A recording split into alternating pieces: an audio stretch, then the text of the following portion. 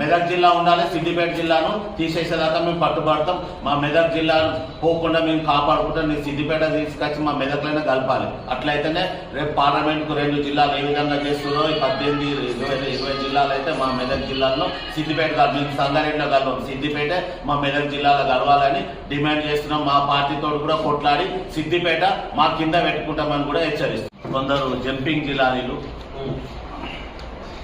Package లీడర్లు పోయి ఏం మాట్లాడుతున్నారు అంటే మాది ఉద్యమ పార్టీ, మాకు ఒక గొప్ప అనిపిస్తుంది ఈరోజు ఉద్యమంలో పార్టీలు ఉన్నందుకని అంటున్నారు.